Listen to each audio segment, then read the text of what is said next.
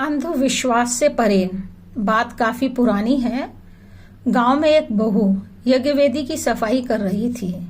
उसने पान खा रखा था, जिसके कारण मुंह में पीक इकट्ठी हो गई।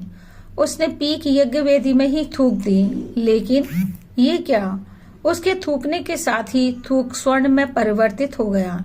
ऐसा चमत्कार देखकर उसने यज्ञवेदी में प्रतिदिन थूकना प्रारंभ कर दिया। दिनों दिन स्वर्ण बढ़ने लगा। ऐसी खबर छुपी हुई कैसे रह सकती थी? पूरे गांव में जंगल में आग की तरह फैल गई। अब तो सभी स्त्रियों ने अपने घरों की वेदी में थूकना प्रारंभ कर दिया।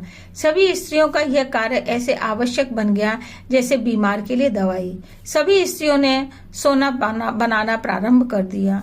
पूरे गांव में केवल एक ही परिवार ऐसा बचा हुआ था जो यह कार्य नहीं कर रहा था। परंतु गांव की सारी महिलाएं उस महिला को कहती, तू तो महामूर्ख तथा बड़ी पागल है, जो यज्ञवेदी में नहीं थूकती, सोना नहीं बनाती है। वह महिला बोली, मेरे पति को यह सब पसंद नहीं है और मैं बिना उनकी अनुमति के यह सब नहीं करूंगी। उस महिला के ऐसा कहने के बाद भी अन्य महिलाओं ने उसके ऊपर दबाव बनाए रखा और प्रतिदिन कुछ न कुछ ताने मारती रहती थीं।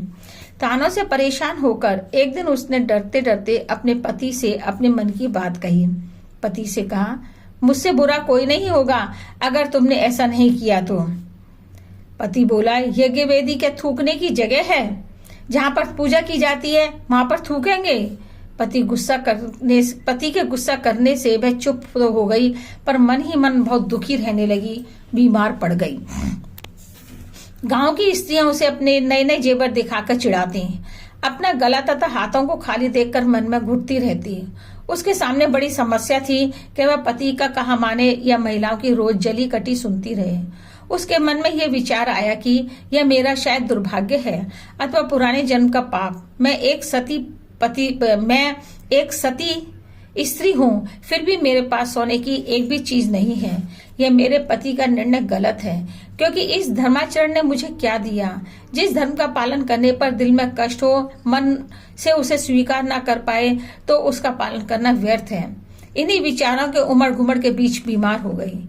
पति क्योंकि इस बात को जानता था कि उसकी पत्नी की क्या समस्या है जो पूरी नहीं हो रही है, उसी के कारण बीमार है, इसलिए पति ने अपनी पत्नी को फैसला सुनाते हुए कहा कि कल सुबह होने से पहले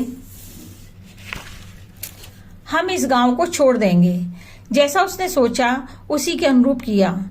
सुबह होने से पहले गांव की सीमा से बाहर निकलने ही वाले थे कि बहुत जोर से विस्फोट हुआ और पूरा गांव धुंधु करके जल उठा। इस दृश्य को देखकर दोनों पति पत्नी आश्चर्य में पड़ गए। तब पत्नी को अपने पति की ईमानदारी, धर्मपरायणता का महत्व समझ में आया। उसने पति के पैरों में पड़कर माफी मांगी।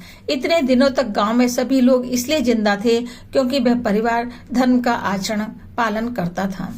उस परिवार ने अंधविश्वास पर विश्वास न करके अपने धर्म को निभाना ही उत्तम समझा, भले ही कष्ट सहे। संपत्ति जोड़ने से ज्यादा जरूरी है अच्छा आचरण, अच्छे कार्य। औरों से हटकर किसी चीज पर निर्णय लेना प्रारंभ में कठिन, मध्य में संघर्षपूर्ण तथा अंत में सुखदायी होता है, जैसा कि उस महिला के साथ हुआ। इसलिए परिवर्तन से डरना और संघर्ष से पीछे हटना किसी भी व्यक्ति की सबसे बड़ी कमजोरी मानी जाती है।